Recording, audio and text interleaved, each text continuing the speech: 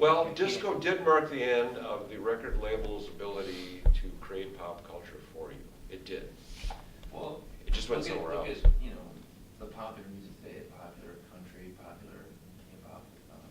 Look on TV, these singing competitions. This is what normal people are honestly listening to, unfortunately. So that's still corporations giving you what popular culture is, right? Sure. It is feeding you. Even more so. But you just said disco ended some process like that. For people like you and me. Because before disco there was one listening audience. Yeah. So you'd easily be roped in. Yeah. And there was because you had some kind of trust in where the music was coming from. Yes, thank you, Carl. And you're putting me back on track because the next moment in time that everyone was together was Napster, and that is where the final blow up occurs. Yeah. Yeah.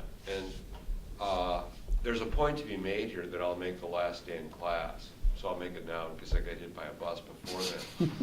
But there are many listening audiences now, and it will never change. It will never change. Never. It will never change, and each listening audience will actually have its own sound object as well.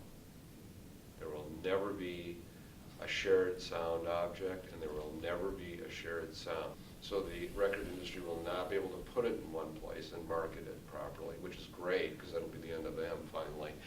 But they could have, Napster, I could have joined the digital revolution if Napster would have been allowed to exist, but it wasn't. Hey, I could have made a record in the early 60s once my neighbor put me on a reel-to-reel. I could have gone to WAPL and said, make me a record out of this.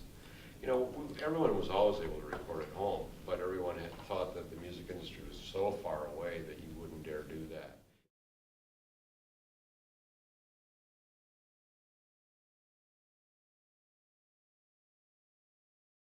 Kind of picture it now as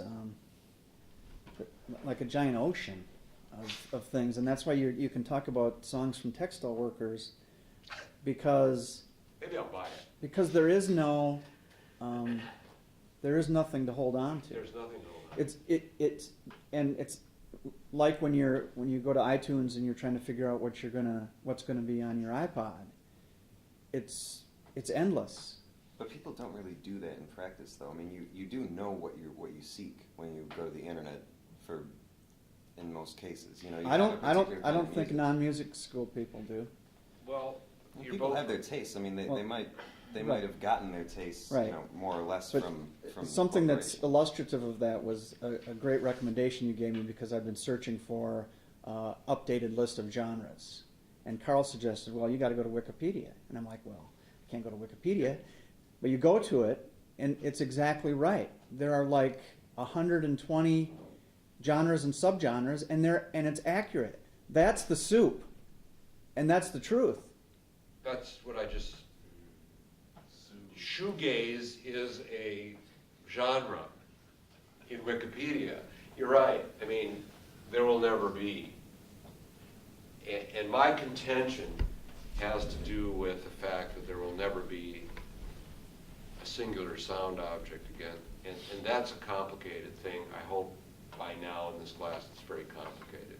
It doesn't just mean that there's no certain kind of object, although it means that, but it means a lot more than that. One more thing, Carl, about what you said. Once you've done your selection, and I agree with you in terms of being selective, and you put it in, and it's I have a student in my other class who gave me the list of everything on his iPod. We're talking 12,000 songs. Mm-hmm. He doesn't know what he has. So there's that selection process, but then there isn't that later return to it. Because it's really hard to get back to it and figure it out where it is and how you've got it categorized. And it's also, I need not point this out, transitory. I mean, if a squirrel happens to get caught in the transformer in your neighborhood while your hard drive is on,